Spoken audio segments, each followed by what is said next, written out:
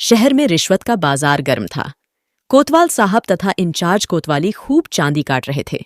इसी कारण शहर में अनेक प्रकार के अपराध बढ़ रहे थे। जगह जगह पर जुए के अड्डे स्थापित थे। इन अड्डों से पुलिस को मासिक आय होती थी।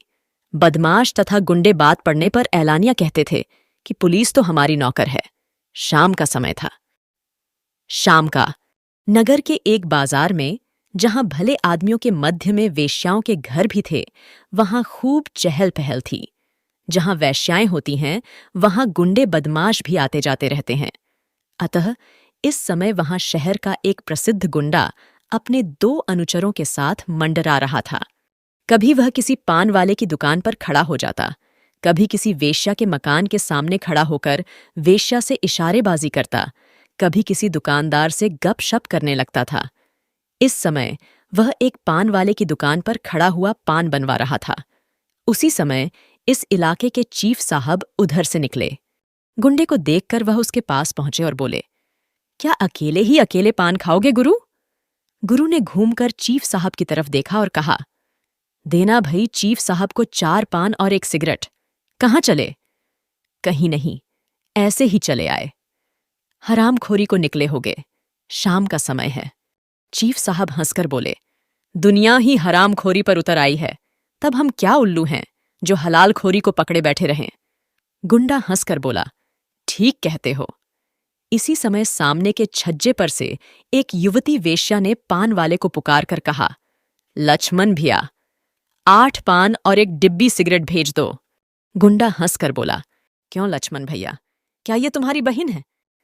यदि और कोई ऐसी बात कह देता तो लक्ष्मण बिगड़ उठता, क्योंकि वह भी बदमाश था, परंतु गुरु के सामने बोलने का साहस उसमें नहीं था। इस कारण वह मुस्कुराकर बोला, वाह गुरु, ऐसी बात कहोगे? हमारी बहन ससुरी काहे को है, और वैसे तो पराई औरत माँ बहन के बराबर ही होती है। ये कहो, आजकल तो बड़े साधु बने हुए हो, लेकिन एक बात तो बताओ, ये कौशल्या किसी के पास नौकर है क्या? अभी नई आई है, हमारी जानकारी में तो अभी कहीं नौकर नहीं है। तब भी ससुरी इतनी लंबी चौड़ी बात करती है, इसे किसी दिन ठीक करना है। ऊपर चढ़ जाऊंगा और 200 जूते गिनकर मारूंगा, सारी नखरेबाजी भूल जाएगी।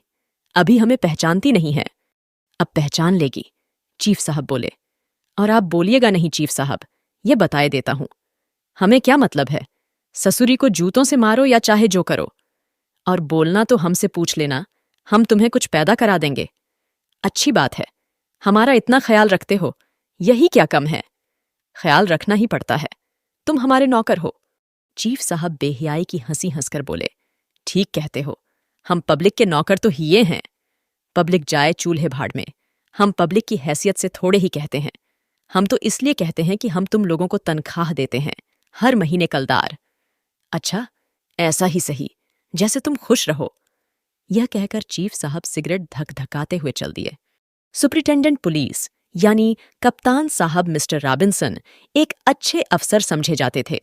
न्यायप्रिय आदमी थे, हिंदुस्तानी भाषा बहुत साफ बोलते थे। सहसा यह भान नहीं होता था कि कोई यूरोपियन बोल रहा है। प्रातःकाल के 9 बजे थे। कप्तान साहब शहर के 2 रईसों से वार्तालाप कर रहे थे। एक रईस महोदय कह रहे थे, हुजूर के होते हुए अगर शहर की यह हालत हो तो बड़े ताज्जुब की बात है।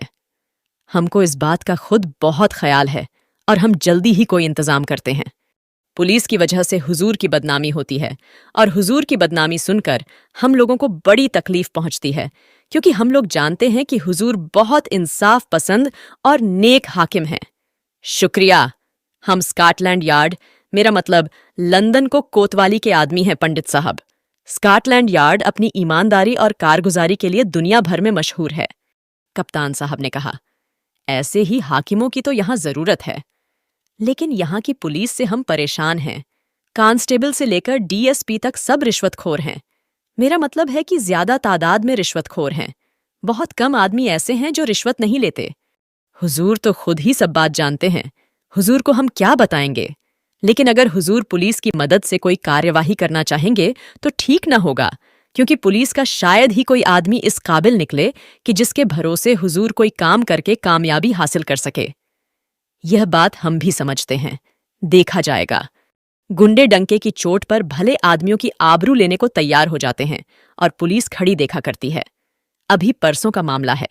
शहर का एक गुंडा, जिसे छन्नो गुरु कहते हैं, वह एक तवायफ के कमरे पर चढ़ गया और उसे मारते मारते बेदम कर दिया। उसने पुलिस चौकी पर रिपोर्ट की तो चीफ साहब ने उल्टे उसी पर इल्जाम रखकर उससे 50 रुपये ले लिए। दोस्तों, ऐसे और भी इंटरेस्टिंग कहानियों के लिए मेरे चैनल को सब्सक्राइब करना मत भूलिएगा। तो आइए अब आगे सुनते हैं। दूसरे दिन वह बेचारी यहां से भाग गई। यह हालत है। हालांकि वह रंडी थी, लेकिन हुजूर, जुल्म तो किसी पर भी ना होना चाहिए, चाहे वह रंडी हो या शरीफ। इसी तरह गुंडों के हौसले बढ़ जाते हैं और वह शरीफों पर भी हाथ साफ करने लगते हैं। बिल्कुल दुरुस्त है। हम सब इंतजाम जल्दी ही कर देंगे, आप इत्मीनान रखें। हुजूर से ऐसी ही उम्मीद है। लेकिन इस बात का जिक्र किसी से मत कीजिएगा। ऐसा कभी हो सकता है। हुजूर की बात किसी से भी नहीं कही जाएगी। तो बस आप खातिर जमा रखिए, हम अच्छी तरह इंतजाम करेंगे। हम अपनी बदनामी नहीं बर्दाश्त कर सकते। बेशक कोई भी नेक आदमी अपनी बदनामी बर्दाश्त न करेगा। अच्छा, अब इजाजत हो, हुजूर का बहुत वक्त लिया। रात के 2 बजने का समय था। इसी समय एक तंग तथा अंधेरी गली से एक मुसलमान स्त्री बुर्के से अपना शरीर तथा मुख छिपाए निकली। इस गली के सामने सड़क पर 2 कांस्टेबल भाले लिए एक बंद दुकान के चबूतरे पर बैठे थे। बुर्कापोश स्त्री गली से निकलकर उनकी ओर आई और एक मुसलमानी मोहल्ले का नाम लेकर बोली, किधर है? कांस्टेबल ने पूछा। तुम वहां रहती हो? हां। यहां इतनी रात को क्यों आई थी? स्त्री कुछ क्षण विचार करके बोली, अब यह क्या करोगे, पूछ के रास्ता बता दो। हूं, तब तो मामला कुछ गड़बड़ है। अब तो तुम्हें बताना पड़ेगा। स्त्री ने खुशामद की, लेकिन कांस्टेबल किसी तरह न माने। स्त्री बोली, अच्छा, सब बता दूंगी। दोनों कांस्टेबल उसे लेकर चौकी पहुंचे। चीफ साहब पड़े सो रहे थे। उन्हें जगाकर सब वृतांत कहा। सच बताओ, स्त्री बोली। यहां एक आदमी से मेरा ताल्लुक है, उसी के पास आई थी। हूं, जिना करके आई थी। अच्छा, इसे बंद करो, सवेरे थाने पर पेश करेंगे। स्त्री ने खुशामद की, पर चीफ साहब न माने। अंत में उसने अपने हाथ से एक सोने की चूड़ी उतार कर दी, तब चीफ साहब राजी हुए। स्त्री आगे चली। कुछ फासले पर उसे एक और कांस्टेबल मिला। उसने भी उसे टोका। स्त्री ने उससे भी यही कहा कि वह अपने प्रेमिका से मिलने आई थी। कांस्टेबल बोला, चलो थाने पर। थाने पर न ले जाओ, यह लो। यह कहकर स्त्री ने 5 रुपये कांस्टेबल की ओर बढ़ाए। कांस्टेबल ने एक लप्पड़ स्त्री के मुख पर मारकर कहा, रिश्वत देती है हरामजादी। हम रिश्वत लेते हैं? ऐसी रिश्वत हम हराम समझते हैं। चल थाने। कांस्टेबल स्त्री को थाने पर ले गया। दारोगा जी को जगाकर उनके सामने स्त्री को पेश किया। वहां भी स्त्री ने वही कथा सुनाई। दारोगा जी ने उसे हवालात में बंद करने का हुक्म दिया। स्त्री ने 2 सोने की चूड़ियां उतारकर दारोगा जी को दी। दारोगा जी चूड़ियां देखकर बोले, सोने की ही है ना, नकली तो नहीं है? हुजूर के साथ ऐसा धोखा नहीं कर सकती। एक दिन का काम थोड़ा ही है। यह कहकर स्त्री चल दी। स्त्री के जाने के 20 मिनट बाद ही पुलिस कप्तान मिस्टर रॉबिन्सन ने थाने पर छापा मारा। उसी समय एक डीएसपी ने चौकी पर छापा मारा।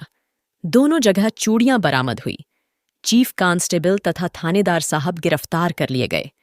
चूड़ियों के भीतर की ओर कप्तान साहब के नाम के प्रथमाक्षर अत्यंत महीन खुदे हुए थे। दूसरे दिन कप्तान साहब ने अपने बंगले पर उस कांस्टेबल को तलब किया जिसने स्त्री के लप्पड़ मारा था। उससे कप्तान साहब बोले, हमने तुमको चीफ कांस्टेबल बनाया, ऐसी ही ईमानदारी से काम करते रहना। कांस्टेबल ने सैल्यूट करके कहा, हुजूर, मैं हमेशा ऐसी ही ईमानदारी और वफादारी से काम करूंगा। कांस्टेबल चलने लगा तो कप्तान साहब बोले, लेकिन एक बात का ख्याल रखना, आइंदा किसी औरत के इतने जोर का थप्पड़ मत मारना। कांस्टेबल चला गया। उसके जाने के बाद कप्तान साहब अपनी पत्नी से, जो उनके निकट ही बैठी थी, अंग्रेजी में बोले, बड़े जोर का लप्पड़ मारा था इसने, मेरा गाल अब तक दर्द कर रहा है। मेम साहब हंसकर बोली, ताकतवर आदमी है, आइंदा जरा बचकर काम करना। कप्तान साहब हंसकर बोले, अगर दूसरा लप्पड़ मारता तो मुझे वहीं अपने को प्रकट कर देना पड़ता। तब तो इसकी शक्ल उस समय देखने के योग्य होती। बेचारा खौफ से अधमरा हो जाता। दोनों खिलखिलाकर हंसने लगे। यह कहानी यहीं खत्म होती है। और हाँ, अगर आप कोई अपने पसंद की कहानी सुनना चाहते हैं तो कमेंट में ज़रूर बताइए, मैं कोशिश करूंगी। और प्लीज़ लाइक और सब्सक्राइब करना मत भूलिएगा। सुनने के लिए धन्यवाद।